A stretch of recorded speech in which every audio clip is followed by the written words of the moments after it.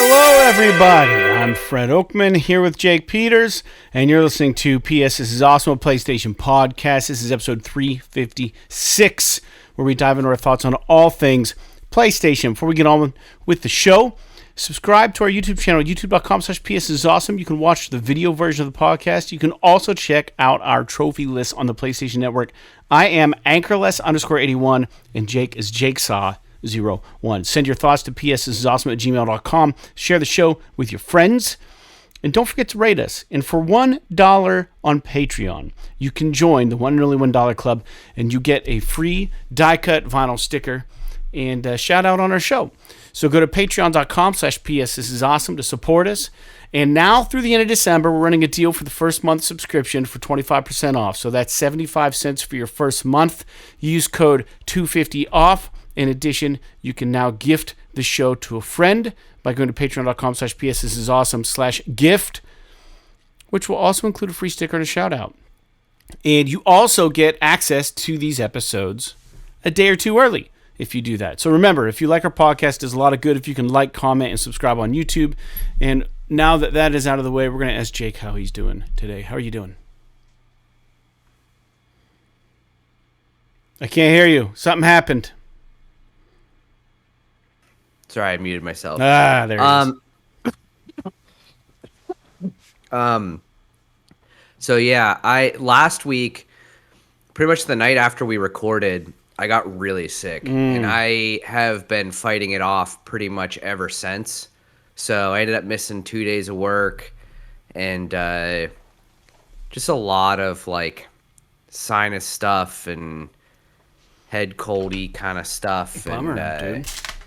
yeah, it's been kind of shitty, and I'm getting better, but it's taken a lot longer than I would hope for. You ever have it when like your sinuses are so fucked up that like everything tastes funny? Yeah. So that's where I'm kind of at right now. Like everything tastes like it should, but with like a spin on it. Like for example, either like it'll be a little bit more dull than it usually does, or certain things like if they're spicy, they taste spicier than they normally do, or like in some beverages, like a certain flavor is accented more than it would normally be accented. It's a really strange experience. It's not like, you know, when people get COVID, they like lose their sense of taste, or like it's not like that or anything. It's just when you can't smell your food, it alters the way that you perceive it, and it's a very strange kind of your smell and taste thing, are very much intertwined. So, but there's that. Other than that, not a whole lot. Been doing a lot of housework when I'm capable. I was feeling well enough over the weekend to do some flooring and some electrical work and stuff like that. So I'm making some pretty much done with our new office, which is kind of nice. Just got to do some trim. And then, I don't know. That's pretty much it. Cool. Good. I'm glad to hear it. I'm glad that you're making progress. Yeah. And I'm glad you're starting to feel a little better. I haven't been, knock on wood, I haven't been sick like that in a while. I hate sinus stuff. It's the worst. It's absolutely terrible. I've been taking, so like people have told me that Afrin No Drip is like the best stuff ever. I've never even heard of it. The nasal spray. And I'm like, whatever. So finally, I decided, because I was so fucking plugged up, I decided a few days ago, I'm going to go ahead and try it. Dude, it is, I'm not even kidding you. It must be like magic. I don't understand it. Like, you use it, and then like 5 minutes later, your sinuses are completely clear, and they stay that way for like 12 hours. It's unbelievable. I can't even fathom what this shit is. It must be like a steroid or something. The problem is that you cannot use it more than 3 days in a row. Otherwise, your sinuses will get used to it, and they'll be perpetually stuffy after that, because they won't have the assistance of the Afrin to clear. It's interesting. So yeah, I took it. I took it like 2 or 3 times, and then I haven't taken any today because I'm like, I don't want to have that issue. But yeah, if anyone out there is like having a particularly bad day with their sinuses, it's worth the $10 for just like 12 hours of relief. It's awesome. But yeah, be careful about the whole 3-day rule thing. I thought you were going to say something like, congestion. If you take it 3 days in a row, like you die or something. No, you'll just get like some kind of chronic. It's not chronic congestion. It's called like rebound congestion or something like that. Yeah. But yeah, it's interesting. I've never used it before because I'm like, oh, like what is this shit? You just spray it in your nose and whatever. Yeah. And no, it actually works pretty well. That's so cool. Anyway, sorry, I didn't mean to cut you off. No, I don't think you did. We're making progress on Hero Quest. I've done a couple cool things. I've had a couple cool things happen. I'm sure you've heard parts of it, probably from Sarah. I went over to my brother's house on Friday to help install a TV wall mount. And Sarah was over there Friday. And I, of course, was just still on a crazy high from my experience that I had on Thursday. So I'll fill you in, Jake. And I'll fill the listeners in, too. Everyone has heard about those drones in New Jersey and wherever. Oh my god! No, are you fucking serious with this shit? No, listen. This is legit. Okay, this is 100%. No, I'm sure it is. Go ahead. This is amazing.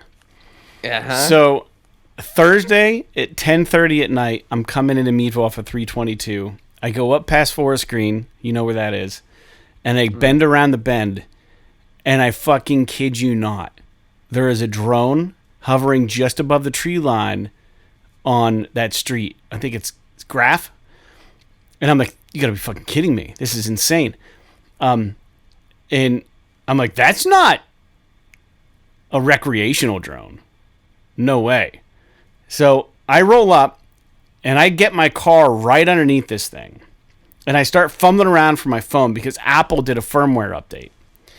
And their firmware update doesn't allow you to access the camera while you're driving unless you put in your passcode.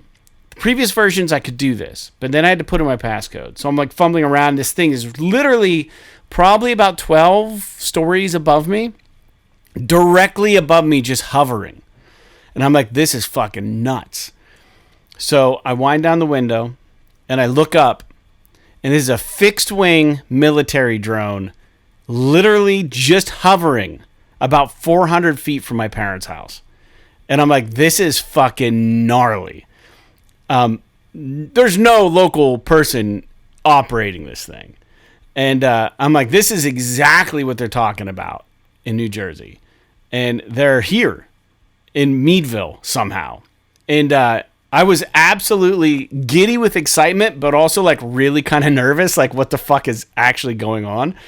Because I've seen some of the videos online and stuff, and I'm like, yeah, all right, drones, we get it, whatever. Not a big deal. Everyone has them now. It's probably like Amazon or fucking Jeff Bezos or someone trying to operate some sort of commercial line of drones for delivery or, you know, taking satellite imagery better or something. But this was a fucking straight up, looked like a Lockheed Martin fucking drone hanging out in my old neighborhood. And it was huge. It literally was the size of my car, if not bigger. And it was just hovering. And I'm not even fucking with you. I went underneath it. I didn't get a picture of it. It started going. Once I stopped underneath it and wound down my way, I could hear it.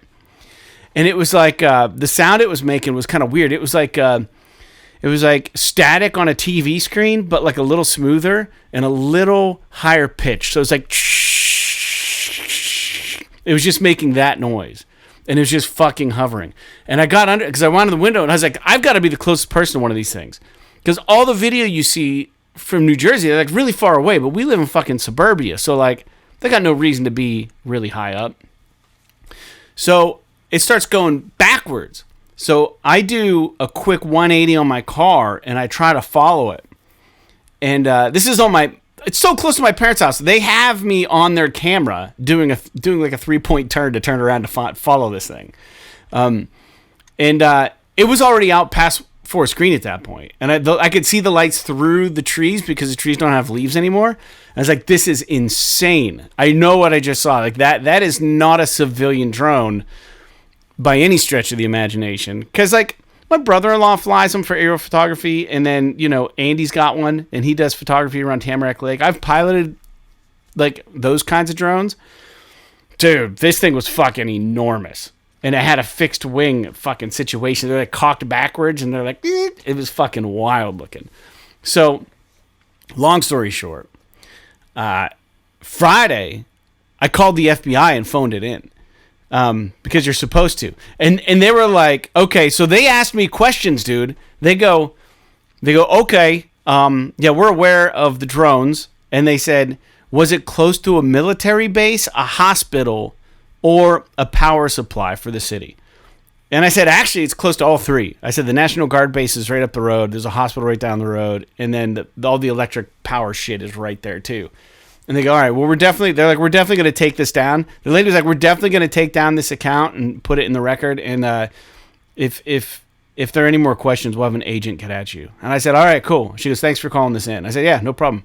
They were completely like, thank you. Like, this is great. Like, it was cool. I don't know, man. I saw one for sure. I know Jake's kind of a doubter because he's such a realist, but this fucking thing, I wouldn't have called the FBI if I didn't fucking see this thing. And it was huge. It was fucking nuts. I don't know what the business is. I think it's definitely our drone. I think it's military. But just in case it's not, I wanted to phone that shit in. It was wild. And on top of that, I bought a portal, which is cool. Well, I believe that you saw something. A drone. I will say a that. Huge ass fucking drone. I don't know that I believe that it was a drone. I don't know that I believe that it was military. Here's the thing. There have been a million reports of these fucking things over the past month or so, and there has been not one concrete bit of visual evidence that proves that these things are what people say that they are. I wish I would have fucking got a picture, man. I wish so bad because it would have been crystal clear. It wasn't even moving. It was just there. Every single person that sees one is like, oh, my phone's not working right now, or yeah, I know, oh, like I can't get a video. Oh, it's right there. But well, yeah, I mean, who knows? It could be the biggest conspiracy on the fucking planet, just like ghosts and aliens and all this other shit. But it is weird. The whole thing is weird. It is interesting. Here's the thing: is that like I would be more apt to believe what you are telling me if it wasn't like. And like I said, I believe that you saw something. For sure, I believe that you saw something.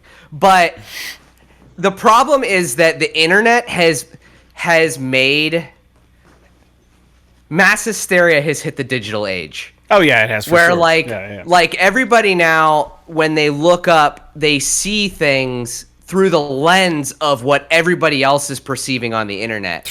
And so I wonder. I agree. If that isn't a part of it. It wasn't for me. I guarantee it wasn't. Like I saw this thing, and I was like, "This thing is fucking wild." But here's the other thing that bothers me about it. It's fucking Meadville. Yeah, okay? I know. Right. Why? It has no business. The National Reserve Base does not count as a fucking military base. It's I told the FBI it's a guard base. I said it's a National Guard base. Or yeah, whatever. I didn't say it was like a fucking, wasn't like fucking wherever in Texas, Fort Worth, Texas or something where they call the fucking soldiers are hanging out. It's just interesting to me that, because maybe it was recharging or something in midair. Like, I don't know. Maybe they have some sort of technology where they got to stay still to recharge their battery. And like, it just found like this fucking quiet ass neighborhood, and just like no one's gonna go out in Meadville when it's 16. I checked the temperature; it was 16 degrees, 10:30 at night, pitch black. It was just fucking hanging out, dude. It was ridiculous. Yeah.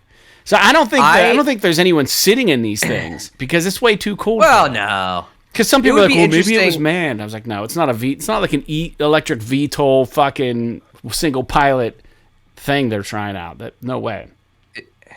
I mean, it's possible, but it would be interesting. It'd be really fucking cool I would for be that person.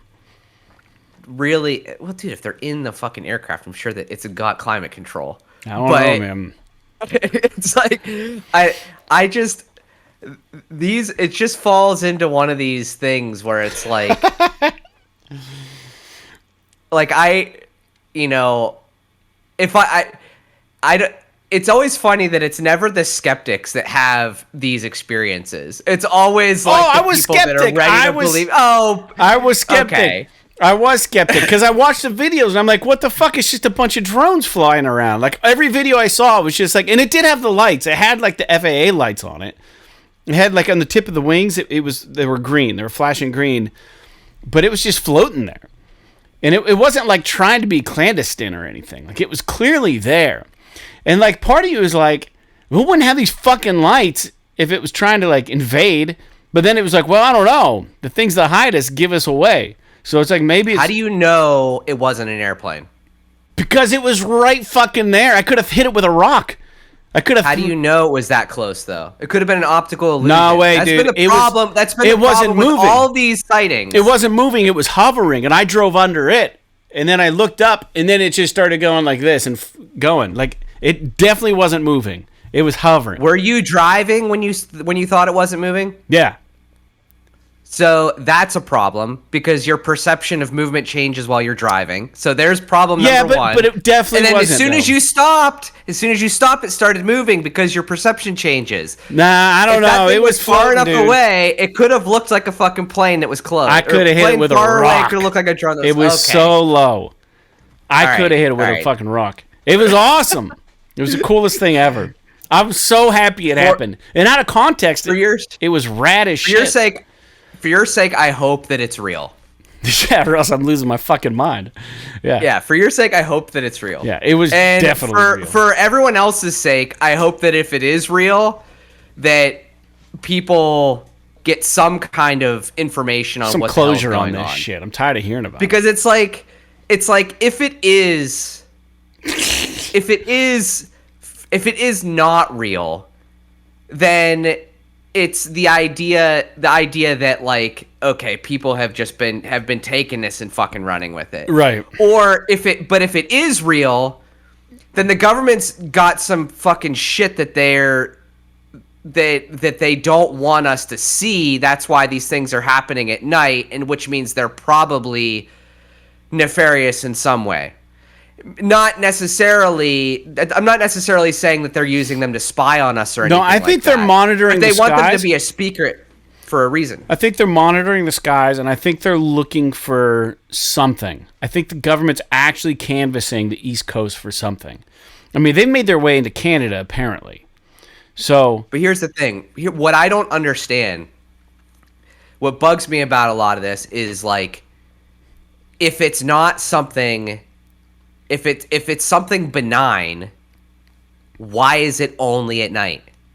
And why is it only in these like situations where people may or may not see what they've that's seen what's weird and like all this stuff? And why would they open the FBI tip line? Why would they open the FBI tip line specifically for these sightings if they already knew what it was? Because why are they going to pay all these fucking people to man the phones, and why are they going to get all these documentations down? You know what I mean? Like, why are they going to waste everybody's time? Is it just a perceived, like, oh, we really don't know what we're talking about? But they do, but they're just trying to hide it and mask it? I don't know, dude. And another thing that was really weird, and I'm not even talking politics, but for like the first 3 or 4 days this was going on, the one person who would trash, undoubtedly, the Biden administration and say, you guys aren't doing your fucking job, would be Donald Trump. And he didn't say a fucking word during any of this. And he recently got asked about it. And he was asked if he was briefed on the drone situation. And he said he can't comment on that.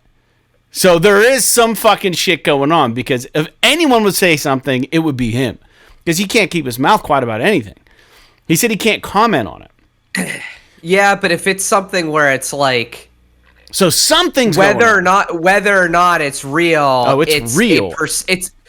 I'm just saying, whether or not it's real, if it is a perceived national security issue, he may not be allowed to talk about it regardless of the reality of it. So because he's not, you know, I don't know, because it may or may not be a national security thing. So I don't know. It's interesting, but it's really fucking interesting. Anyways, I'm curious to see if it will be like everything else, and it probably will be, where in like 2 weeks this will be completely gone. Nobody will say anything about it ever again. Nobody will remember anything about it. It'll be a blip in history. Dude, there was an Air Force base in Ohio that shut down because like they stopped having like planes come in and out because of the drone activity. And you can't fly leisure drones around military establishments or airports because the wiring and the shit in them, they have to communicate. And if you're in a no-fly zone, it just won't let you take the drone off. And if you enter a no-fly zone, it just sends it back to you.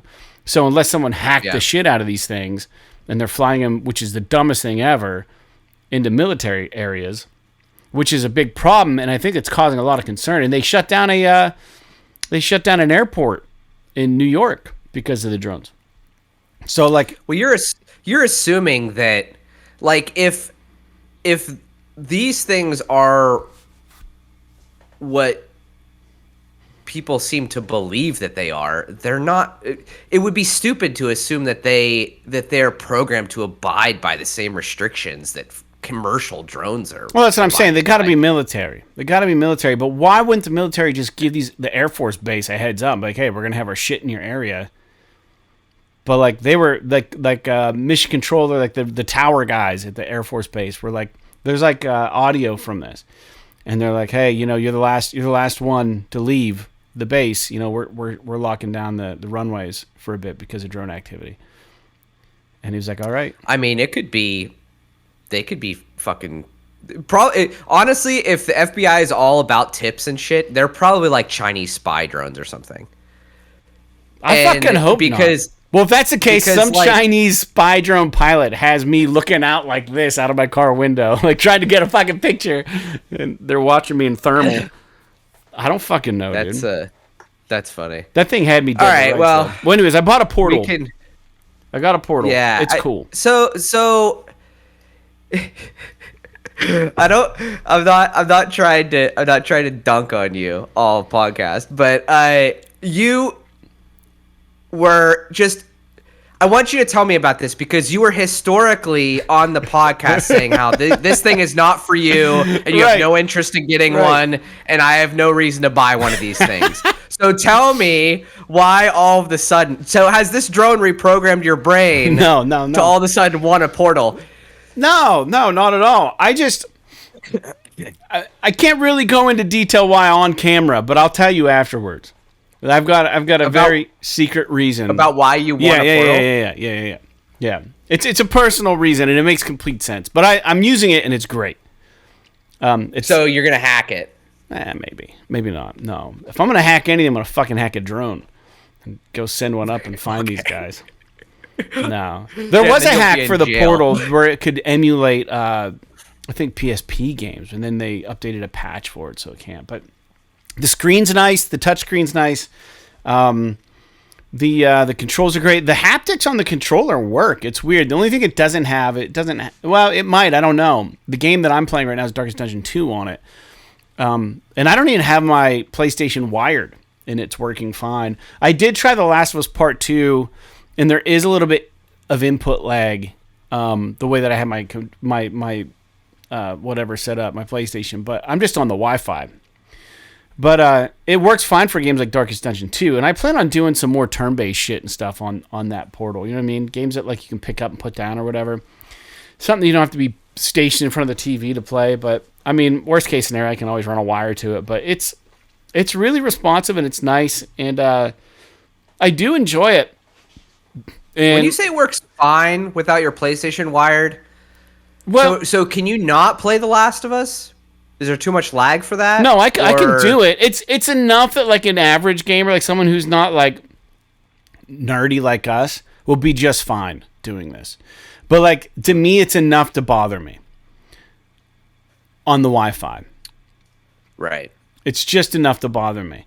But I will say that like. I took it to my folks. We watched a Steeler game, and I tried to hack into my PS5 from their house and play Darkest Dungeon during the Steeler game, and it worked perfectly fine. It was great. It was weird. It was so weird to have that. The one thing you can't do, which is kind of a bummer, is I can't access my YouTube app on my PlayStation 5 and stream that to the Portal. The YouTube app won't let you do it, and the Prime app won't let you do it. So you can't watch video on this thing. There's probably a reason for that. Yeah, I'm sure it's some sort of legal reason, but it won't let you do that. Just use your iPad for that, though. Yeah. I mean, everything else you can do though. It works really nice. I honestly, part of the reason I got it was an impulse buy. I'd gotten paid. I had more money in my account than I thought I had, and I was at Walmart. I sent you and LJ that picture. They had like 8 portals just sitting there, and it's like $199. And I'm just like, you know what? I don't know. I feel like spending some money. And I picked it up, and I was like, wow, this is actually pretty cool. I don't know if they make cases for the thing, though. It's weird. The screen's much larger than you would think. It's really nice. It's like the Vita times like 3, the screen size. I think it's pretty much just like an Android tablet or something. I don't know. But the controller works really nice. It's got the rumble in it, which, of course, will eat the battery up. And takes about 3 hours to charge fully, so it takes a little bit of time to charge up.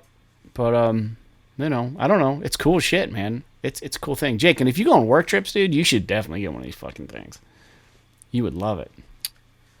Yeah, I usually freaking hotel internet's dog shit. Yeah, but, that's true. I've been really interested in buying one. Part of me wonders if I should just buy like. There's probably not a used market for them yet. Mm-hmm. Just because of the fact that they're so popular right now. But I've been interested in getting one. Well, let me run up and grab it. Keep talking, because I don't think you have a good understanding of the scale of this thing, how big it really is. Let me grab it, and I'll show the camera real quick. You can talk. It's pretty fucking cool. Okay. So, yeah, I'll sit here and fill dead air while Fred goes and gets his portal. But this show is supposed to be a conversation about the Game Awards, which we'll probably get into after we start talking about this and maybe what we're playing, I suppose. But pretty cool showing. I don't really want to get too far into it because of the fact that I'm sure we're going to have a conversation about it. But Fred, I don't know. I don't know about the whole drone thing. We'll just have to see. But maybe he can control it with his PS Portal. I'm curious about this super secret thing he wants to do with it. Maybe he wants to, like, I don't know, hack people's brains or something. We'll just have to see. But curious about this Portal thing. Are you there? Yep. All right, so look at this thing. Here I am. This thing's fucking big. Sure. Yeah, looks pretty good size. Dude, it's rad. And then the back, it's just like a screen.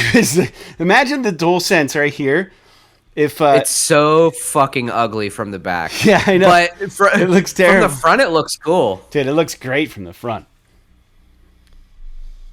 It's fucking dope, dude. And then the charging port's like right up here. And then I think there's a headphone jack on the top. And then there's some volume buttons and stuff right here. And then the power button's like right here. But it fucking feels great when you're playing it. Like, it feels like you're just holding a controller. It's weird. That's interesting. My brain doesn't realize that my hands aren't this close, and they're just like this, and it just still feels like you're just holding the controller. It's a really weird thing. Does it have headphone jack? Yeah, there's a headphone jack. Can you do Bluetooth headphones with it? I don't know. I haven't tried. Interesting. You should fucking get one, dude. They're cool. If I've got $200 burning a hole in my pocket, maybe I will. You should. That's what happened to me. I won't get one right away, but Yeah. I might. All right, so let's. Today we're going to talk about the Game Awards, 2024 Game Awards, and then next week we will wrap up the year with our PlayStation wrap-ups. But we're going to talk about games we're playing first. But today there's not going to be any news, just Game Awards shit. This is our Game Awards episode. So games we're playing. I'm playing Darkest Dungeon 2, and it's giving me a fucking run for my money. I'm still getting trophies and stuff in it, but like, dude, I am on the third confession, and it's, oh my gosh, I just want to murder somebody. The game is so good, though. It's such a good game. But it's just kicking my ass left and right. And I've gotten further on Metro Awakening. I have 2 chapters left. And The Last of Us Part II, I've played a little bit more of that, the remastered or whatever for the PS5. I will say, just the narrative of the Darkest Dungeon 2 game is hilarious. Like, as you're driving this carriage with the fucking horses, and you're going to these different things, you're winding through, that fucking deep voice comes on every once in a while. And here are 2 things that it said that I had to write down that were hilarious.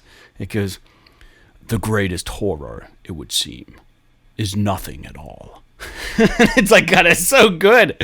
And then the other one was "Mania and misery, companions to the last."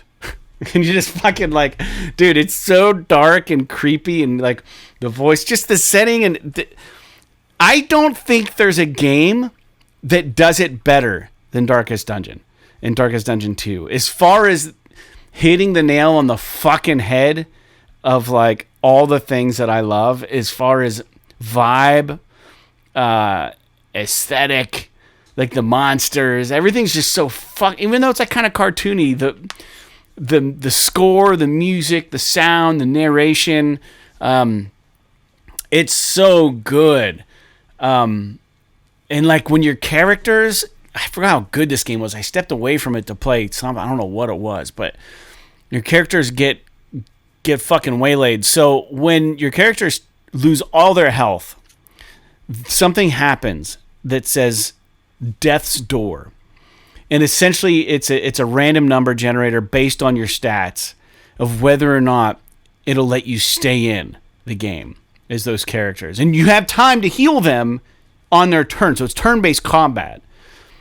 So when they're in death's door, the animations are hilarious. So it's kind of like sitting there, they're wavering back and forth, and like you hear like a bell go off, like bing, whenever they get their bell rung, and they're just like fucking like waddling back and forth. And the narrator says all these funny things.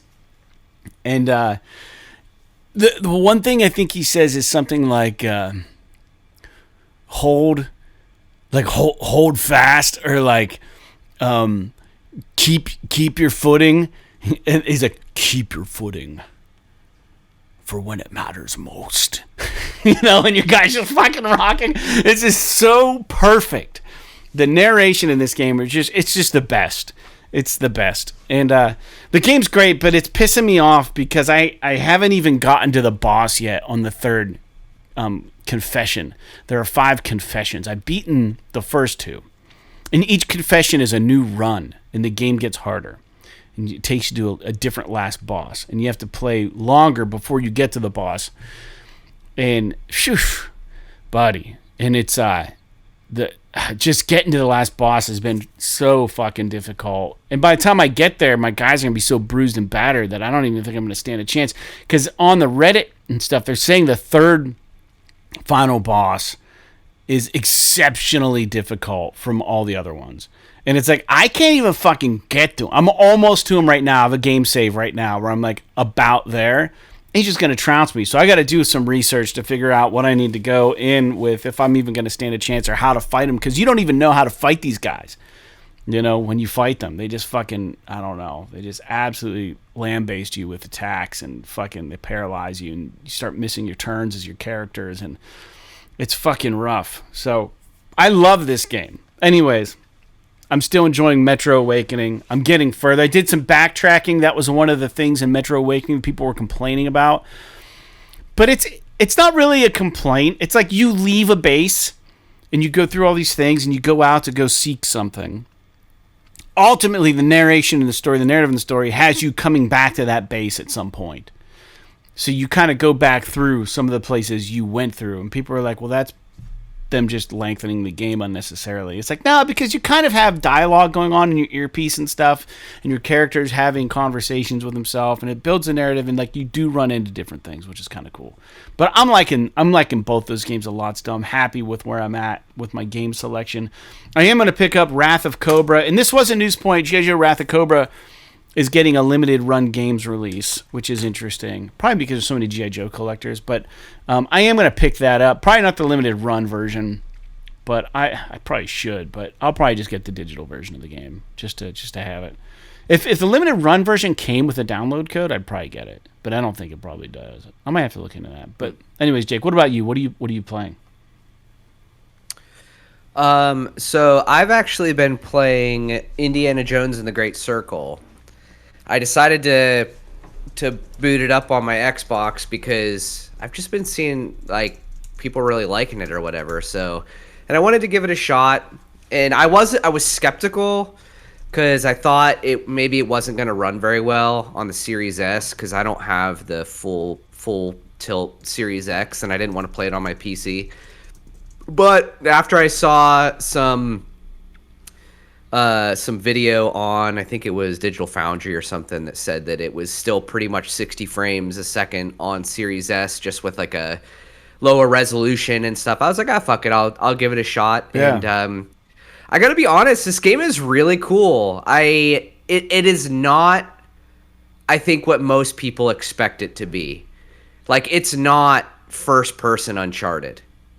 And I think that's what a lot of people thought whenever they saw Indiana Jones, was that it was going to be like an Uncharted game, but in first person instead of third person. But it's not. It's actually more like Dishonored or something like that, where it's like these open areas and there's a lot of like sneaking around, and you have all of these like tools and kind of pathways available to you to kind of like investigate these mysteries and stuff, and fill out. The one thing that is similar to Uncharted is that you have like this journal, and you like collect notes and things like that. But like I'm still in like the first area, which is when you're in like, it's not like too much of a spoiler, but you're in the Vatican, and it's like this big kind of open, it's not like huge, but it's like this open area within the Vatican, the city of the Vatican, where you're like running around. And you're trying to figure out why they showed in the trailers before the game was even released that there was like when Indiana Jones was at the university, somebody breaks in and steals something, and you're trying to like figure out what's going on. So you go to the Vatican, and you don't have any weapons. You just have like your whip, and you're like trying to sneak around to get past all of these, because this takes place during World War II. So you've got like the fascists under Mussolini that are all there, and you're trying to avoid them.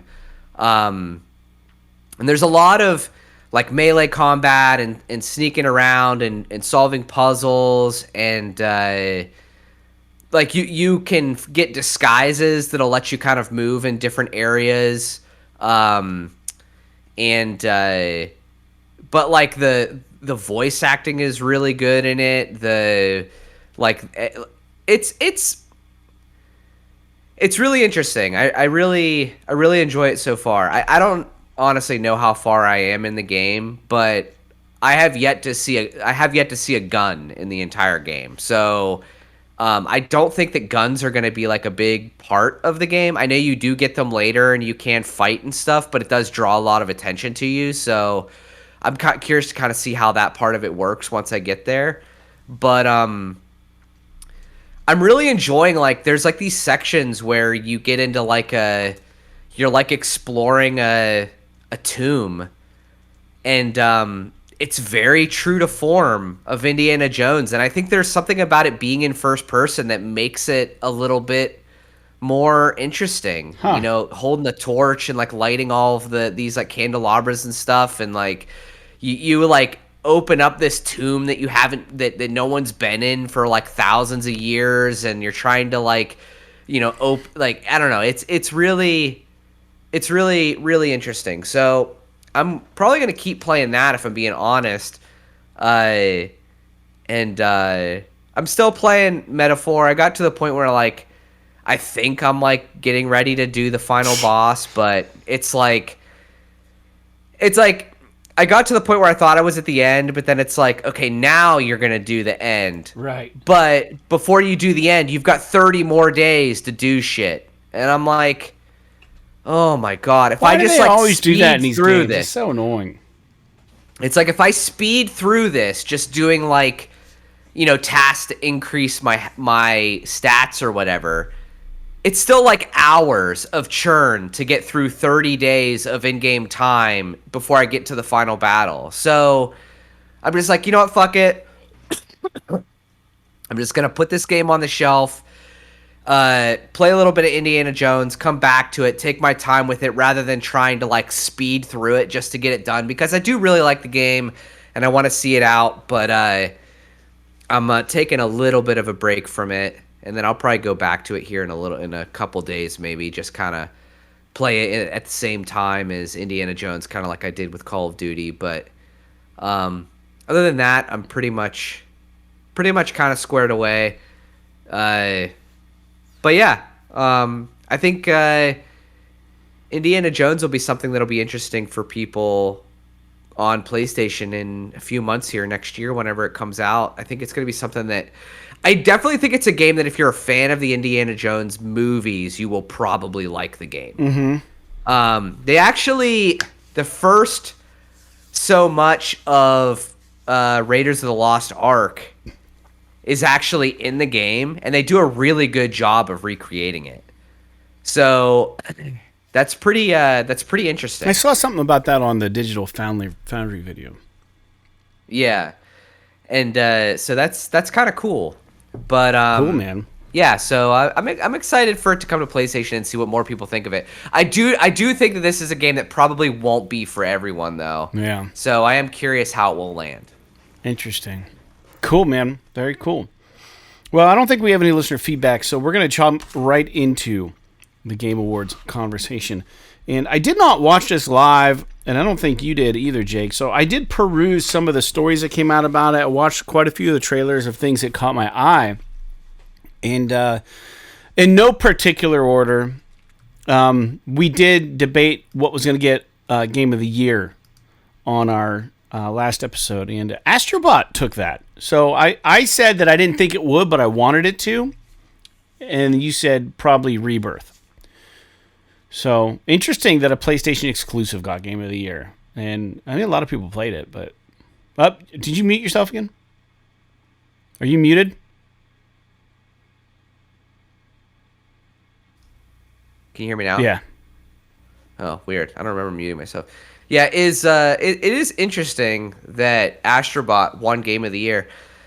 I loved Astro Bot, so you're not going to see too many complaints from me. But I do think, personally, that a game like Final Fantasy was probably a little bit more impressive of a game.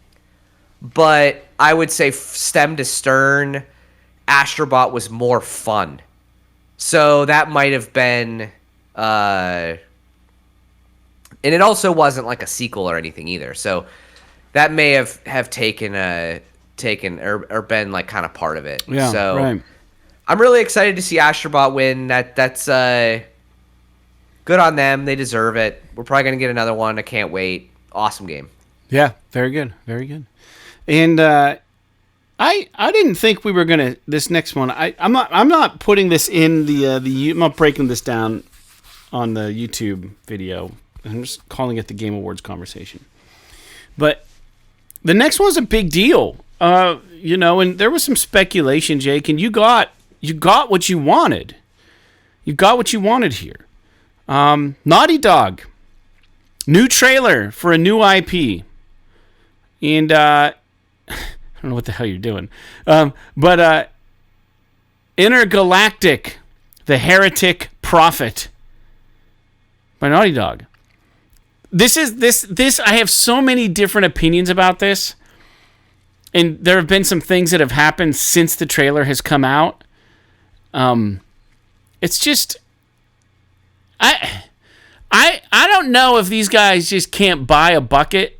That's an NBA Jam reference. When you miss a shot, he can't buy a bucket. You know, but like, I don't know that they missed on this, but they did. It didn't have the wow factor that some of their other trailers have had, and I think it's just people are apprehensive about this because for a couple reasons. I think the trailer looks cool. I liked it. It looks like you're a space bounty hunter set in like our normal world because she's flying like a Porsche or a Porsche space vehicle. And it looks like she's like some sort of bounty hunter trying to bring somebody in. So it looks like it's a single player game, but we don't even know that. It looks like it's narrative driven. We don't even know what it's about, but the aesthetic of this trailer remind me so much of the very first cinematic trailer we got for the game Concord, where it was just the spaceship, and it felt very Guardians of the Galaxy.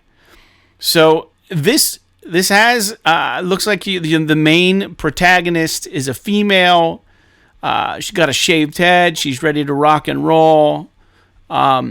But I think there was like some sort of modern day music in there that had a Guardians of the Galaxy approach. Like a lot of these sci-fi games are doing this now. Like they'll put on like some sort of classic rock thing. I don't know if there was classic rock in this or not. I don't know if there was. But I think like clearly their attention to detail is awesome. It's weird to see Naughty Dog present a game with their current talent that is not dirty, dusty, old. Because like Uncharted, while there are scenes where the game takes place in modern day society, like cities and stuff, Nathan Drake visits a lot of like broken down, landmarks and stuff. So it's like old Egyptian stuff or whatever. So it's weird to see a take on futuristic technology from Naughty Dog, because it just looks so clean, and it has this look about it that looks similar from what I remember the first Concord trailer, where they just showed you the inside of the spaceship. And I was like, that feels like this. It's kind of dirty, not dirty like, dirty is in like dirty clothes places. Dirty is in like, lived in the spaceship, which it would be. But I gotta say, I gotta put my faith in the studio, man. They make great games. And I think this game's gonna be good. I don't know how it's gonna land. And it's weird that a lot of people are making space games now. It's an area that hadn't been touched for a while. We got the Dead Space remake. We got the one from the guy that made Dead Space that you and I both played. I forget, it did half all right. It was a PlayStation game. We got Concord and that failed. Naughty Dog's working on a space game. I think space was like the new thing, but I think Concord's failure has probably put trepidation in a lot of studios. I thought it looked good. Voice acting was good. I don't know, but and then Jake, I'll let you talk on this one last thing. Since the trailer has come out, Naughty Dog closed off comments on their trailer because they were getting such vitriol from gamers about the trailer. Like, the only kind of girl that, the only kind of protagonist Neil Druckmann wants to have in his games are, butch-looking chicks and just all this hatred shit, And so Naughty Dog just like ixnayed it. They turned off comments. It was getting a lot of negative feedback from people. And if you've ever been on the Last of Us Part II subreddit, holy shit, they hate Neil Druckmann there. And it's like, wow, I don't even get it. Anything he touches is either going to be like a vast majority of people, or a lot of people aren't even going to look at it or give it any kind of credit now because of what he did or didn't do. I guess they think he had opinions on the Iranian-Palestinian conflict that people did or didn't agree with, and then he, spoiler alert, fucked up The Last of Us Part II per half the audience, and now they're just like, this guy is just no good. A lot of people don't like this man now. I think he's fucking genius. I think his games touch the heart, man. I think they're good. I think he's a good writer. I'm excited for it. Oh, you're muted again. What's going on? Shit, sorry. I was blowing my nose. Oh, all right. I'm sorry. Yeah, go ahead. So what's your take on all of that? Let's hear it. So I have a lot of feelings about this. First of all, people on the internet need to chill the fuck out. I agree. With all of this Naughty Dog hate. I don't understand it because it's like the whole argument where it's like, oh, if the protagonist is black, the game is inherently woke. Oh, if the protagonist is a woman, oh, the game is inherently woke. Oh, and it's like maybe Neil Druckmann, like Uncharted, Nathan Drake, that character precedes him. That character was written by a woman, yeah, right, not Neil Druckmann. So there was a if you want to talk about main character versus writer, there was a cross in gender there between Amy Hennig and Nathan Drake. And then when you talk about going into The Last of Us, you've got Neil Druckmann, who's a man writing a woman character in Ellie, and obviously Joel as well. But maybe it's just his vision. I don't know.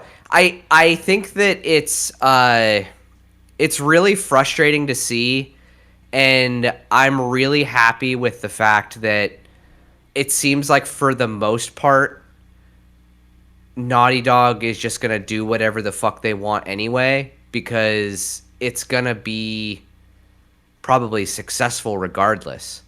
And for a fact, I would say the people that matter are gonna like the game. Not that every gamer matters, for example, but some of these people are just like they're just hating for the sake of like, oh, it's because it's not Joel or it's not fucking they didn't Nathan even want Drake. The Last of Us Part 3. These people, they don't even want that.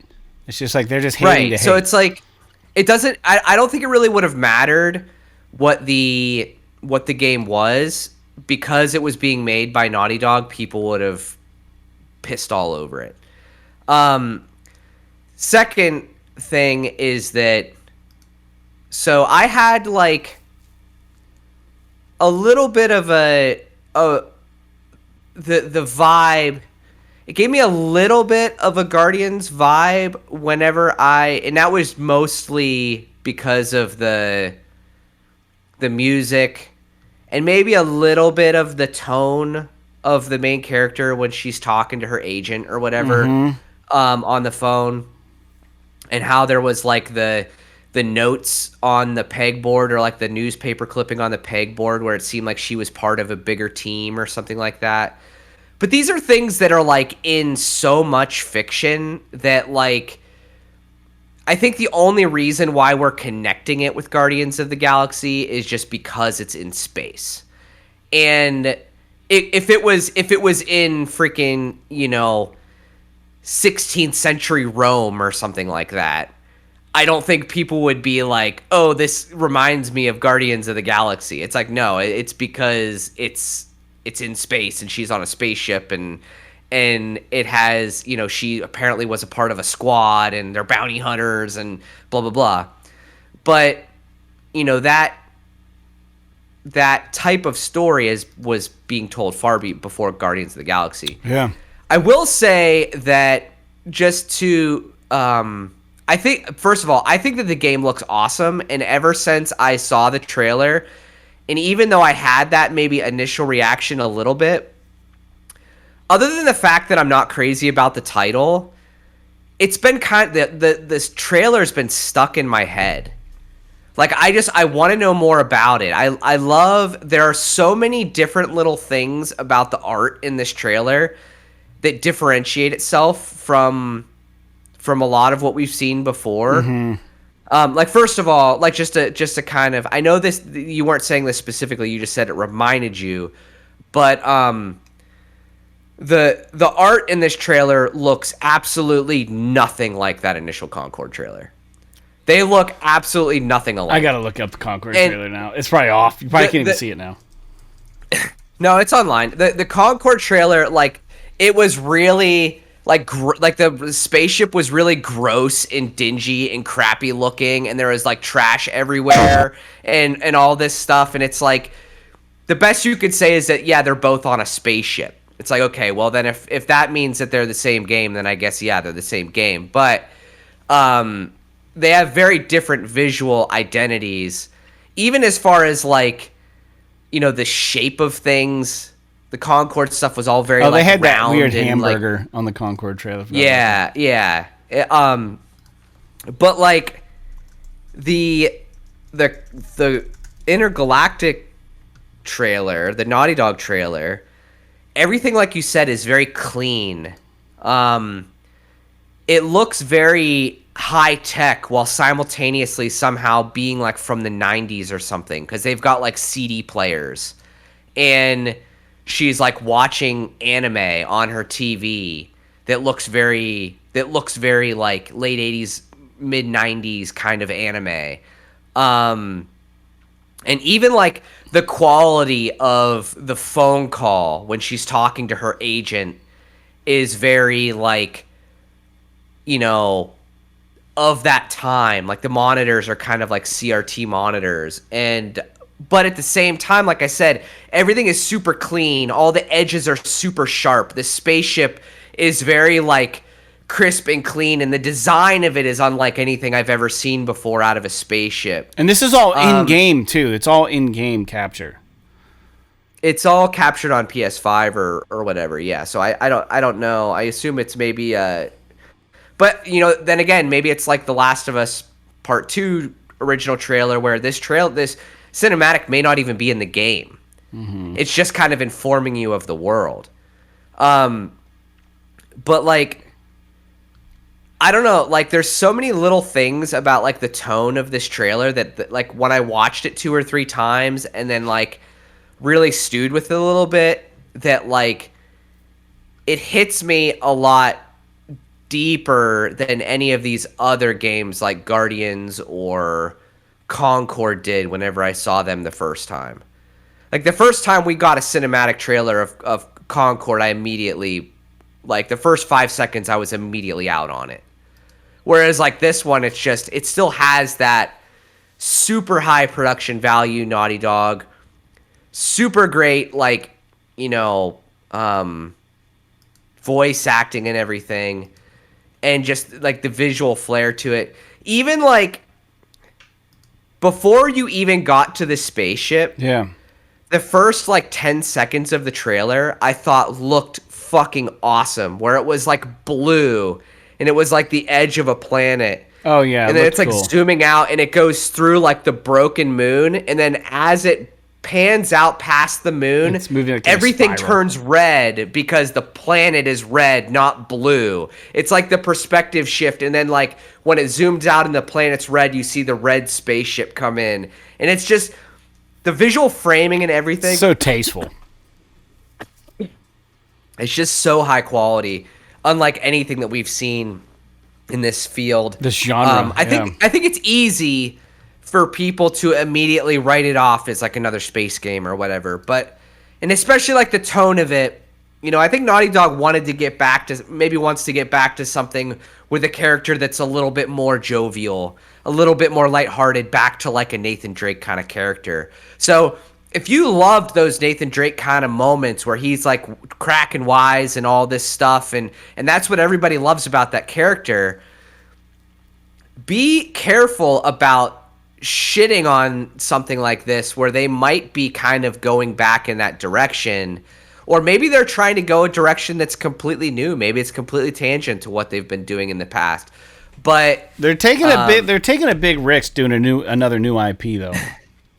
And I have no doubt that this game is going to be amazing no matter what it is. I'm pretty sure it's going to be a single-player game. I don't think that they've said that it's going to... I think that they've said it's going to be a single-player game, maybe, but I'm not 100% positive on that.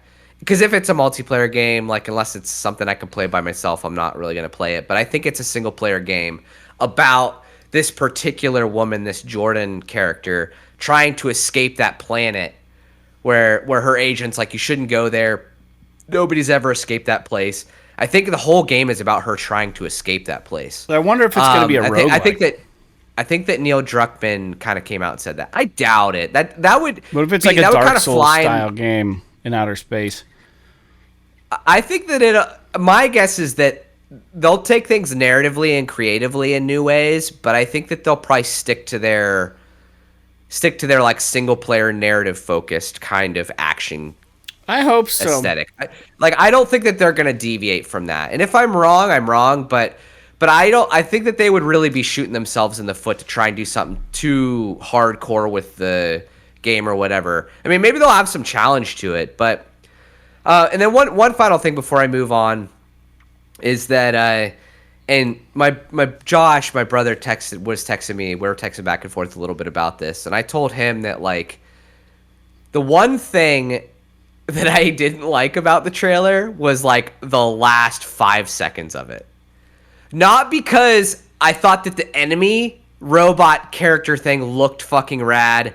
I thought the main character looked rad. I loved the way that fucking sword looked when she like powered it up. This like weird light cleaver thing. You know what it kind of looked like? Going on? It looked like a mixing board. So they focus on like when she puts a song on, you see like a graphic equalizer, and like the back of the sword actually looks like there's like a pattern to it, like different levels of music or something. It looks like a mixing board or something. It's weird. Oh yeah, I know what you're talking about, where it's like the just like a graphic equalizer, like a an EQ thing. Yeah, which is pretty fun, cool. But no, I what I didn't like about it is like it seems so trite, that whole thing where it's like the last shot is her like jumping off the rock and like swinging down on the bad guy. It's just like, come on, you guys are Naughty Dog. You could give us like a suspenseful end to show us the action, but not like be that fucking cliche about it. Like they've been dark for so long though. They probably wanted to show something.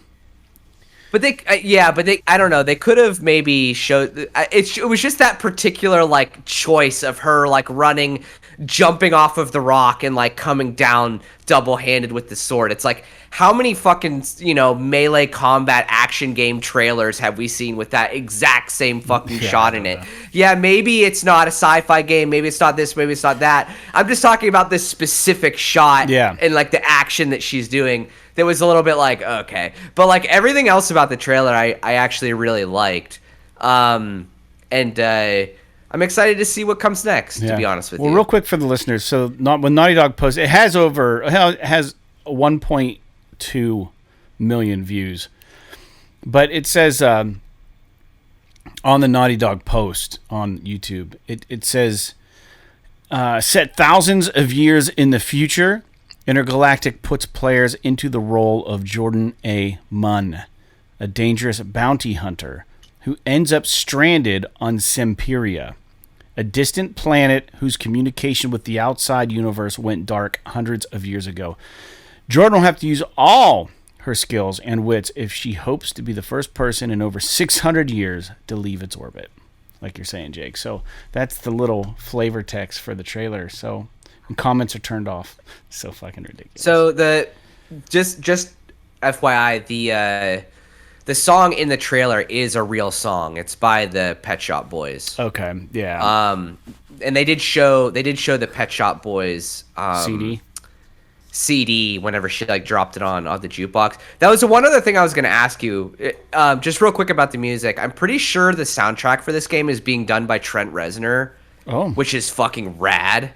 But the other thing I was going to ask you is, what did you think of the product placement in it? I thought that the Sony stuff is fine, but like the Porsche and the Adidas thing, like, do you think it's, well, we won't know until we see the full game, but like, does it seem tasteful to you or does it seem pandery? Like, I don't really know if she's about, how so I we feel don't know about the story. So on the billboard and stuff, on the corkboard in the thing, it says what happened to like the Mysterious Five or whatever. And I'm guessing she is part of that group of people that went missing. Or there were bounty hunters that were really good at their job that disappeared. Or maybe they looked like maybe they pulled off a heist, because there's something on that corkboard also about a heist. And I wonder if she's like she's in hiding, and this is how she's making her money, just doing bounty hunter work. But like, I wouldn't be surprised if maybe in the game she's sponsored or something by these things. You know, if they can weave it in narratively somehow, like she's some sort of bad, maybe she's famous. Who knows? I mean, to be honest with you, I'm completely fine with product placement in games as long as it's tasteful and it makes sense. If it's just like they're just splashing shit in there, then okay, that's kind of annoying. But if it's like, you know, like you said, if she's like sponsored, or if there's something where it's like, oh, like, you know, I don't know. As long as it's not as blatant as something like Monster Energy and freaking Death Stranding or something like that, then I'm okay with it. I mean, she seems like she's a pretty fly gal, rocking the Adidas kicks or whatever. But I don't know. We'll just have to see.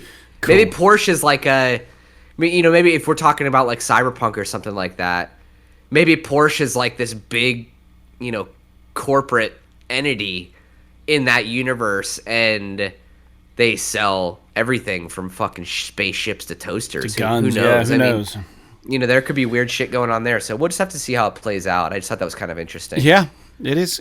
And Returnal was also a space game, and they've already kind of touched on that with like the whole.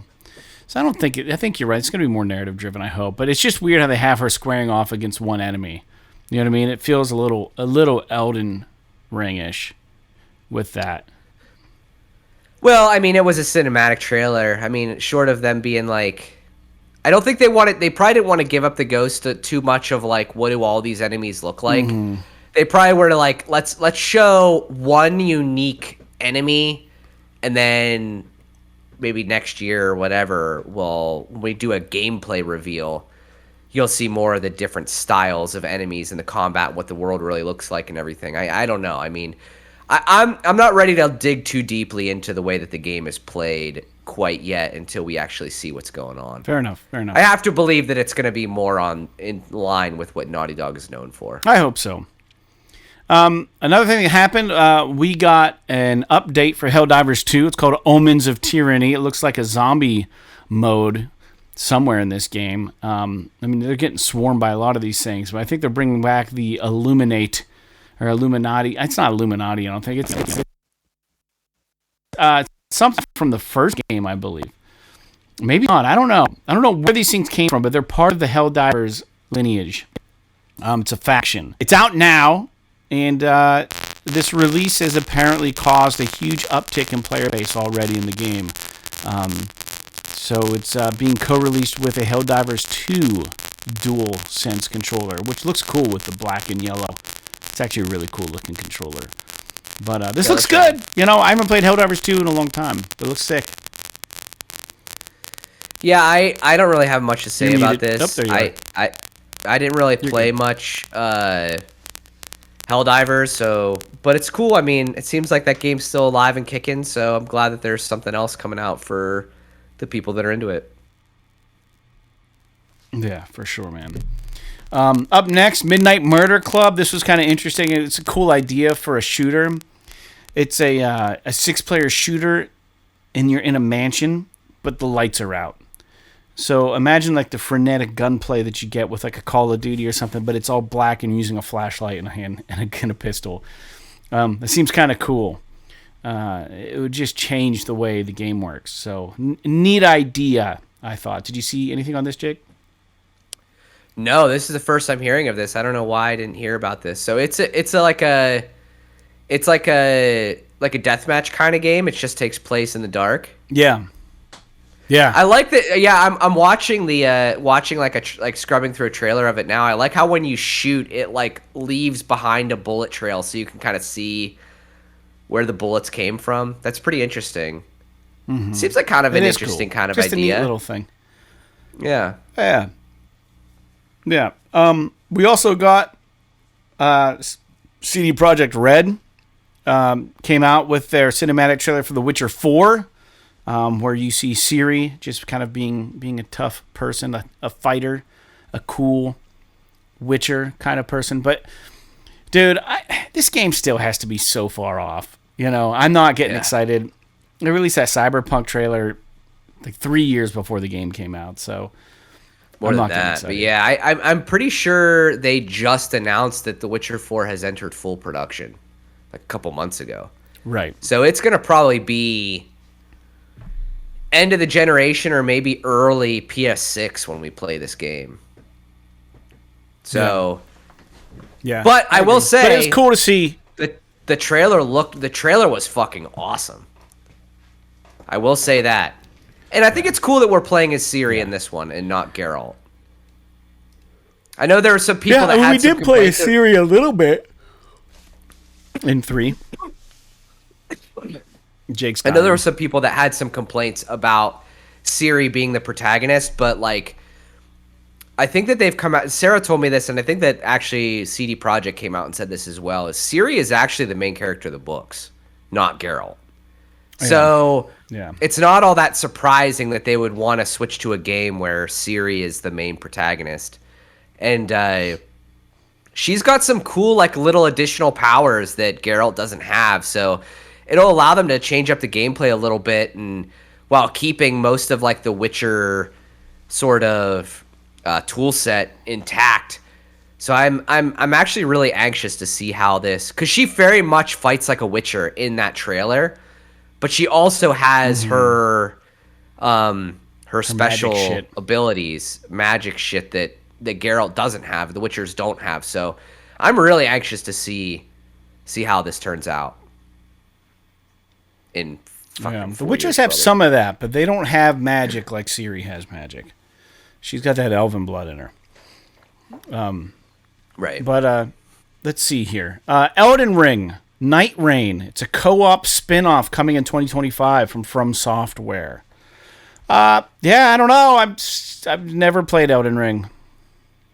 So I did, and I'm not going to play this because it's a multiplayer game. But what's interesting to me is that it's actually like a pretty big gameplay departure. I mean, I think the combat is probably very similar, but it's like Elden Ring meets Fortnite almost, or like a battle royale, where it's like you play a new game every 3 in-game days, and every day culminates in a boss, and like, you know, at the end of a day, or like a ring comes in, kind of like Fortnite or PUBG, but it is like forcing you towards a boss that you have to fight. And I think that this game is really going to cater to the people that are just fucking good at Elden Ring, and not necessarily the people that have made a build that is easy.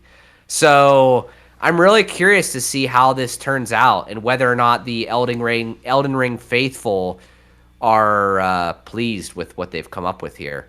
But it is interesting. I mean, it's very, very quick turnaround for a new kind of spin-off game. So I'm curious to see how it does. Very good. Very good. Yeah, me too. I don't know what's going to happen with that. I'm sure it'll do great. We got a new Virtua Fighter trailer set in the 1910s. I don't really care much about Virtua Fighter, but I was having my HeroQuest session, and my buddy Ralph was like, dude, he goes, I'm going to have to get a new console because I want to play Virtua Fighter, the new Virtua Fighter. He said, that's my jam. I'm like, Virtua Fighter's your jam? He goes, yeah, dude, I'm all in on Virtua Fighter. I was like, that's crazy. I don't know a lot of people that feel that way about it, but so be it. Yeah, that's interesting because, I mean, I've always known Virtua Fighter was big, but it was never a game that I really played. Like, of the 3D fighters, the only one that I ever really got into was Tekken. And I guess to the extent that Mortal Kombat became 3D. But I was never a Virtua Fighter fan, so... And they haven't made a Virtua Fighter game in, like, I don't know, fucking 15 years or something. So this is, I think, a pretty interesting thing. It's a big What deal. is also interesting is that, you know, if it does take place in the industrial age, that'll be kind of an interesting backdrop for a fighting game. I think so. That'd be really interesting. Cool. I like seeing games take on different settings, different time periods. Borderlands 4 got a trailer. It's just more of the same shit we get from Borderlands. I don't know. I mean, it looked fine. I don't really have an opinion on it. I didn't even play Borderlands 3. Yeah, I didn't play Borderlands 3 either, and I played Borderlands 2, but it was just kind of like, I don't know. Like, I enjoyed it, but I didn't really see why everyone loved it so much. And like I said, I didn't play Borderlands 3. This game does look a lot better. It's nice to see that they've kind of polished it up some for the current generation hardware. But, yeah, I don't know. New Borderlands, I don't know if it's really for me. We'll see when it gets closer to launch. I never really jived too much with the humor of Borderlands either, so if it's the same kind of humor and stuff, it's probably not going to be something I'm all that interested in. Yeah, their humans are always kind of like a little on the nose. It's different, but I agree. I probably won't play that. The Mafia, the Old Country, set in old Sicily in the 1900s. Another game based in the early 1900s. This game looks dope, dude. I don't know. I played the one Mafia game, Mafia 3, I think it was, which was like the Vietnam vet guy. I enjoyed it. It was kind of a little rinse and repeat for me, but I did enjoy it. But this looks like a Mafia game going back to the roots a little bit, but going back before the roots. Yeah, it takes place in Sicily in the early 1900s, which, I mean, I think it looks rad. I'm really curious to see how it turns out. Like, we haven't, I mean, unless you count, Assassin's Creed or whatever, we don't get a lot of games set in like this time period at this location in Sicily, which is pretty interesting. To see where the Italian mob comes from and everything, I'm really excited. And do we know when this game is coming out? No. We don't even know if it's like 2025 or 2026. I don't think they said. I don't think they said anything. It says summer of 2025. Nice. Oh, wow. So that'll not be long then. It did so say. it's less than a year from now, so that'll be exciting. I'll be interested to I mean, we'll see once we get closer, but as of right now, I'm interested in playing this game for sure. Cool. Yeah, it looks good. Looks good. And then I called this. I knew we were going to get something new from Hazelight. Their new title, Split Fiction. They showed us quite a bit about it.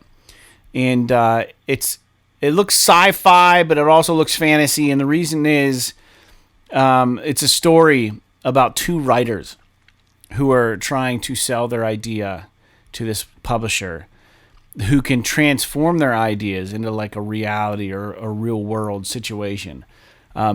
Both these writers, I get, are kind of competing with one another to try to get their story to be published. They get pushed into some sort of device by the publishing company owner. He intends to have them live forever in their sci-fi worlds that they've written so that he can steal their story and sell it and make money off of them. So now your two characters, one's a sci-fi writer, one's a fantasy writer, and they're trapped in a world that's intermingled with itself, and they have to escape this world to prevent their stories from being stolen. What a fucking weird way to frame a narrative to get all kinds of weird gameplay. It's pretty creative. I'll be honest with you. Like, I thought, even though I'm not a co-op gamer and I don't know if I'll play it, this was one of the coolest looking trailers to me of all the trailers that they showed. Yeah, it looked awesome. Awards. I really like the dichotomy of having like hard sci-fi levels mixed with like hard fantasy levels, and having these two writers have to work together to kind of get through each other's narratives. And I don't know if we know a lot yet about how it's gonna play, but they really seem to have perfected this sort of gameplay loop where it's like they did A Way Out, which people liked, and then they did It Takes Two, which sold like 20 million fucking copies, and people loved it. It might have won Game of the Year too last year. Yeah, and then 2 years ago or whenever. And then now they have this game, which looks amazing. And it's coming out in the spring. Comes out in like 3 or 4 months. I think it comes out in March or something like that. Yeah. So it looks really if you're cool. interested in a co-op game and this kind of piques your interest, you don't have long to wait. I'm really excited to see how it turns out because I may or may not. I've been thinking about maybe seeing if Sarah wants to try to play It Takes Two with me because we got it for PS Plus. And maybe if we play that, maybe she might be interested in also possibly playing this, but we'll have to see. Cool. Yeah. The studio behind Sifu have a new trailer for a game called Rematch, and it looks just like a soccer game. It's like nothing special to me. It just looked like a fucking soccer game where you change the backgrounds. I don't know. It's like it's like soccer meets oh, what's that fucking game? Rocket League? Yeah, it's like soccer. It's like a soccer game. It's like Rocket League, but you actually have soccer players and not cars hitting the ball around. Because it's like there are walls, and you can kick it off the wall, and like it's 5-on-5, not 11-on-11, and I don't know, man. Like I enjoy a soccer game from time to time, and I don't know that like the trailer was very generic to me. Like it didn't, nothing about it seemed very like yeah, dude, interesting. But this is one of those games where you almost have to kind of wait till it comes out and see what people have to say about how it plays. Because if it's really fun to play, you know, it might be something that I'm interested in. But just as like a generic sports game trailer with, you know, some walls that you can bounce the balls off of, like, I don't know that it really gets me too excited. Although the fact that it's probably going to be a lot more arcadey than like a FIFA or something like that might be a little bit interesting because FIFA is like so hardcore in the arcadiness, or I guess EA Sports FC now is what they call it. But because I don't want to learn all the special moves and the stick moves and all this other crazy crap. But an arcadey soccer game might be fun to play. I don't know. Yeah, might be. It's just kind of an interesting departure after doing Sifu. Yeah, just I will say that the secret level episode of Sifu is awesome as a addendum to this story. Did you watch that? Oh, I meant to bring it up on the podcast. I did watch all of the secret level first season.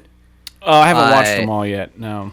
Yeah, I watched all of them, and they're interesting. That format of television is not for me.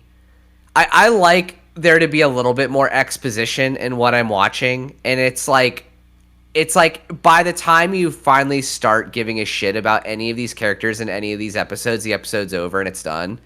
And so I get like how far did you get? What episode did you I watched the one after, though I watched like 4, I think. The one where the guy keeps respawning on the island trying to challenge the king. I watched that. It was the last one I saw. Okay, so you haven't seen the Unreal Tournament one yet, which I think it might be the 5th one. No, I started watching it, but I fell asleep during it. That's the one with the robots, like the mining robots that are like, got guys or they like rebel or whatever. I really liked that one, but I'm also like a big Unreal Tournament fan, and I liked all the references they made in it. But yeah, I don't know. I thought it was really cool, and I'm interested what you'll think about the Armored Core one, which is the last one. Or the one that is based off of that game, which I don't know if you have it on this list that they announced at the Game Awards. That Pac-Man game, Shadow Labyrinth. Yeah, no, I don't have it. Did you see that? Yeah, I saw a trailer for it. I didn't. Yeah. Weird. So there is a secret level episode that's based on that game that's coming out. It's pretty weird. But yeah, I think secret level is interesting, and I think it's worth maybe watching for most people. But you should watch the rest of it because the episodes are really short, and you should watch the rest of it because I'm curious what you'll think about the last episode, which is the Armored Core one. Okay. Yeah, I'll watch it.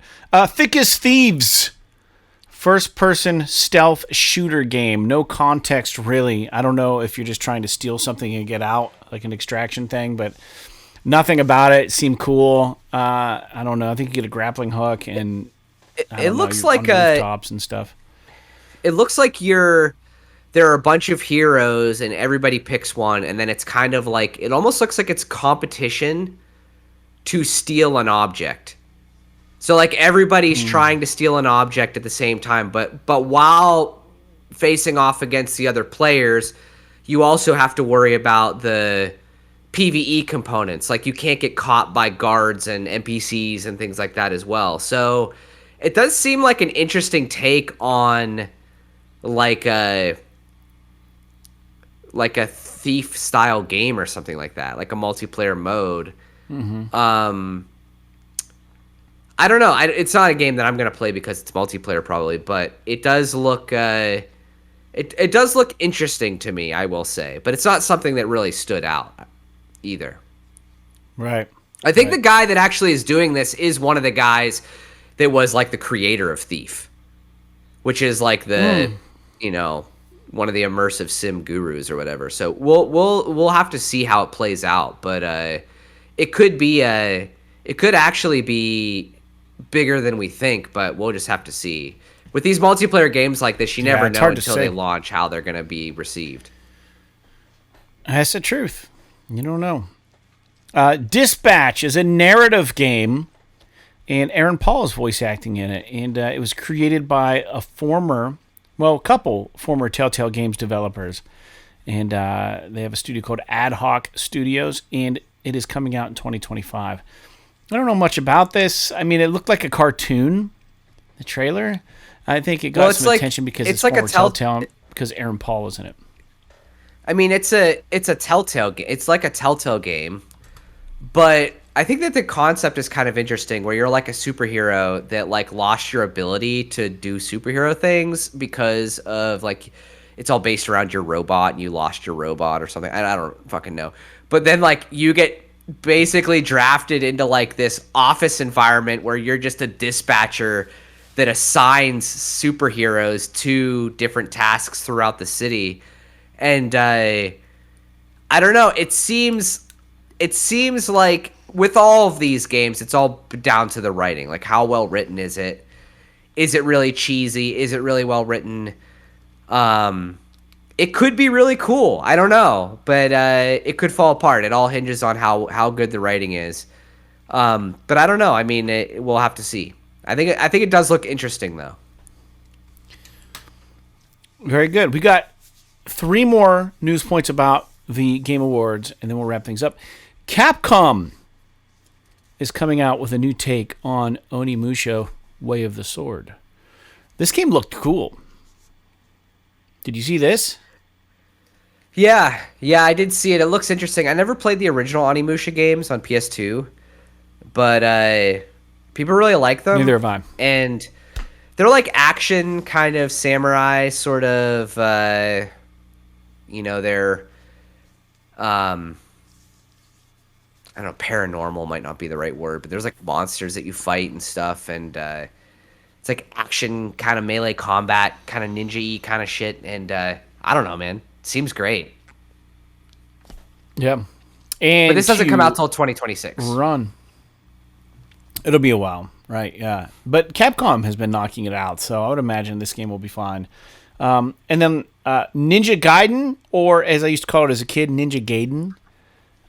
New game called Ragebound. Ninja Gaiden Ragebound. And it looks like they're taking notes from the early Ninja Gaiden games. You didn't see really anything but like a trailer of the 2 samurais getting ready to, they jump up with their swords and they do the slash thing, the intro to the Ninja Gaiden games. But it's cool as shit looking, and it's cool that this franchise has been gone for so long and now is coming back. So my question is, are we going back to samurai ninjas as the new thing for gaming after we get out of the space race? Like, what's the new setting for video games moving forward? Yeah, we'll have to We'll have to see. I mean, the Japanese aesthetic has been a thing for a while now since Ghost of Tsushima came out. So, well, I guess before that it was even like Neo.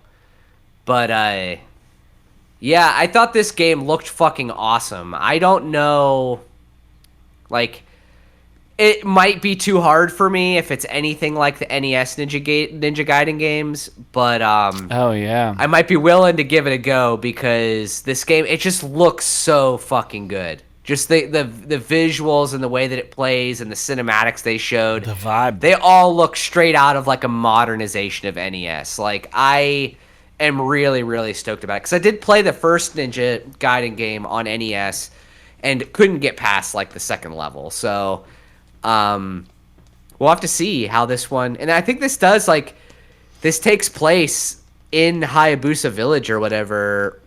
Who, you know, Ryu Hayabusa is the main character of the first Ninja Gaiden or Ninja Gaiden, and this guy is like a cousin of his or a family member of his or something that like stayed back to protect the village when the monsters invade or some shit. But either way, I mean, even if the story is just like whatever, like visually it looks fucking rad, and I bet it plays great too. Because this is by the same people that did. I don't know if it's the same studio, but the same publisher is Shredder's Revenge, which was also fucking phenomenal. So I'm really stoked about this one. Cool. Yeah. I'm liking some of these reintroductions of these old classics. The Streets of Rage game was amazing. Like you said, the Team NT game. Man, we've had a few. I would like to see another Strider game make its way out. That would be cool. If someone's working on a Strider game, I'd be all in for that. That was such a cool game. And now Ninja Gaiden. Yeah, dude. Super cool. So yeah, last news point about the Game Awards. There's some chatter on Reddit that maybe Hideo Kojima ripped ass while he was in front of the mic. And there's a video clip of it. And there's people making jokes about Gas Snake and like all these things, you know, these different fucking people just cracking wise about Hideo maybe ripping ass. It's not obvious that it's him, and it's not even obvious that it's a fucking fart, but there was no doubt a sound at one point. And he kind of moves his head down like this, and you hear, and then he kind of looks back up, and could have scraped the card on the podium. Who knows what it is? But maybe he did rip ass. But I think it's some comedy. Gas Snake. I'm not gonna go there. Go ahead. That's. I like how there's like 5 pretty big games at the Game Awards that you did not put on the news list, but you put on there Hideo Kojima ripping ass. The fuck? You forgot about Turok. You forgot about the new UA game from the guy who did Eco. You forgot about Shadow Labyrinth. You forgot about Project Century. You forgot about Stage Fright. I haven't heard about any of these. You forgot about Outer Worlds 2. You forgot about Slay the Spire 2. Oh, no, it's on here. It's on my list. We just forgot to talk about it. It's number 9. Outer Worlds 2 is on number 9. I skipped it.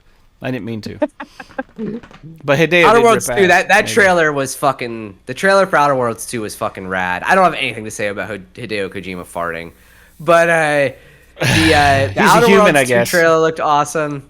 Yeah, if honestly, like, I wish if he did fart that he would have just grabbed the mic and just fucking stuck it up to his asshole and ripped it.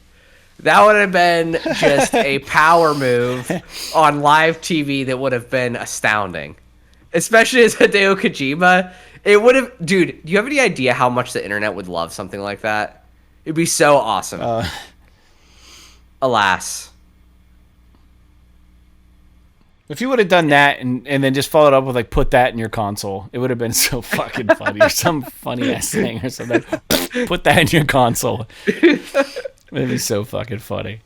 Yeah, dude, I don't know. But those other games, dude, I don't know anything about them. I didn't see those trailers. I didn't watch the whole thing. I just combed around the internet for some of the releases. I didn't see any of that stuff.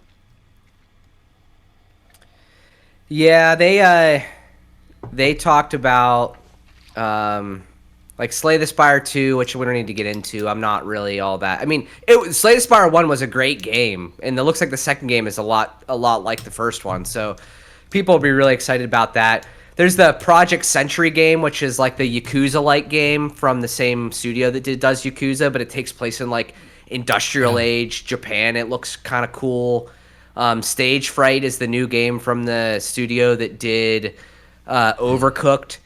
That if you guys like Overcooked, that game looks pretty interesting. They announced like a Sonic racing game, which I don't really give a shit about. Turok Origins looks kind of interesting. It's like a PvE kind of, maybe like a multiplayer third-person kind of version of Turok Dinosaur Hunter, which is pretty rad because I don't think we had a Turok game in like fucking 20 years either. And then I mentioned that Shadow Labyrinth game, which is like a Metroidvania, but it's like dark and gritty fucking Pac-Man. I don't really know what the hell's going on there. And then the only other one, we forgot about the Okami sequel too, which is pretty interesting. That they're releasing they're making a sequel to Okami, but they just forged that studio, so that game's probably like fucking 7 years away. Yeah. And then the only other one that I see on the list here that people might be interested in looking into is the new game from Fumito Ueda, who did Ico, Shadow of the Colossus, The Last Guardian, and the trailer is like you're climbing up this giant fucking robot, and then like you like take off in the robot's head as like this shockwave just blows the robot away.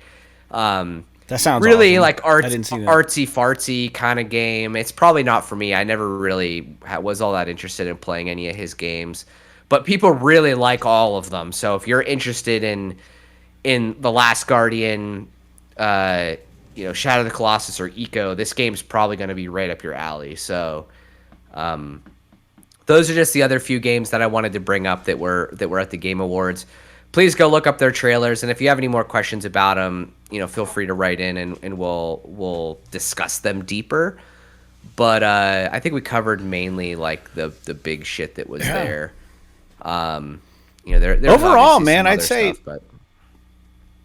Yeah, I'd say it was a pretty good showing. I will say the one takeaway that I have from this is that we're getting back to some original ideas in gaming, and it feels like we're moving a little further away from these looter shooters and these massively online multiplayer games and these pay-to-win games.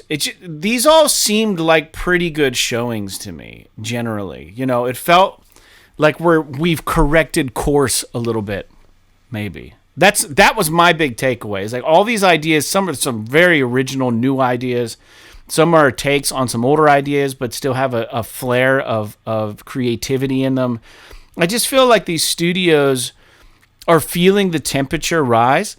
And to get their games to stand up, they're going to have to fucking do some cool shit. And I think we're starting to see that in these trailers and these ideas. So I liked it. I liked the showings overall. Jake, any closing thoughts about the Game Awards? I thought that it was a fantastic showing. It's one of the best video game awards showings that we've seen in a very long time. Obviously, having something like Naughty Dog there makes a big difference, but it's not just that. I mean, everything else that we've talked about, you've got Elden Ring, you've got The Witcher, you've got Borderlands, you've got Ninja Gaiden, Turok, Split Fiction, like all of these games, Mafia, they all look fantastic. The Outer Worlds 2, they've announced that's for sure going to be on PS5, which is amazing because that is an Xbox-owned studio. So, it's awesome. And the first Outer Worlds game was great. I mean, it's like a bite-sized Fallout almost. So I'm really excited for that and really excited to see what people think of it. And a lot of these other games too. I'm really excited about. Cool. Well, that out of the way, man. This has been a cool episode of PS. This is also a PlayStation podcast. This is episode 356. Almost ripped us off there. 356.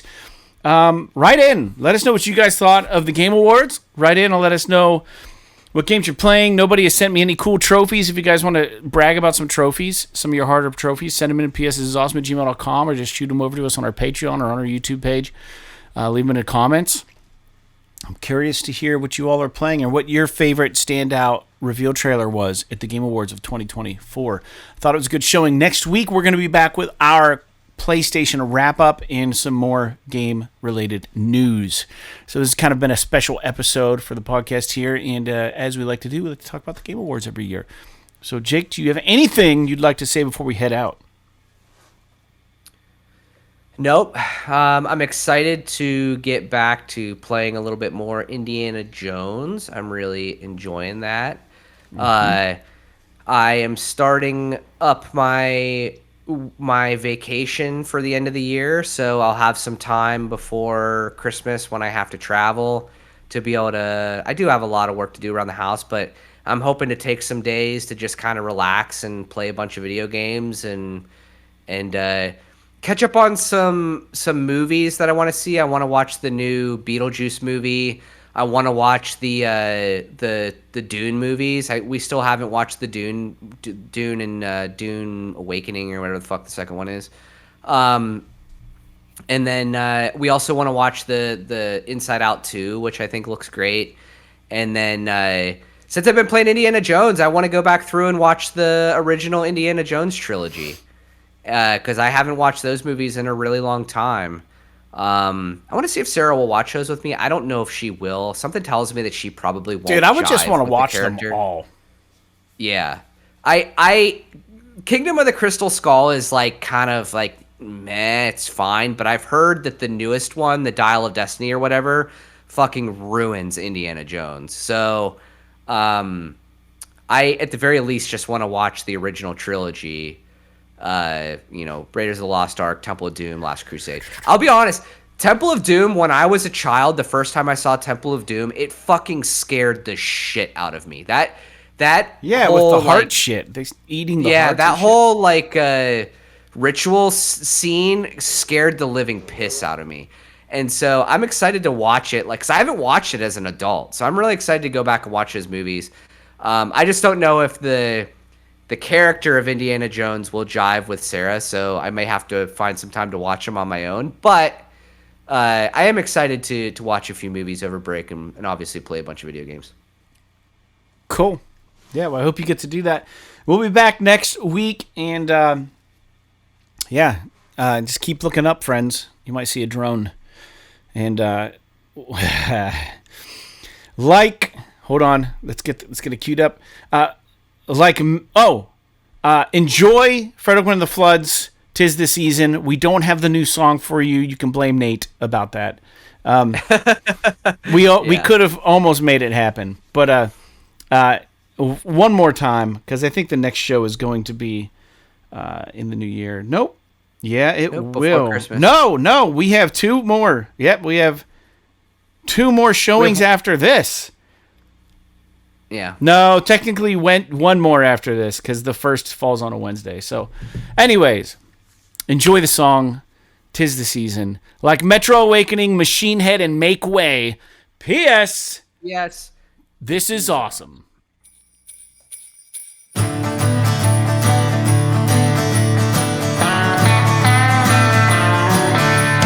Tis the season in northwestern Pennsylvania. I lost my glove for the 100th time.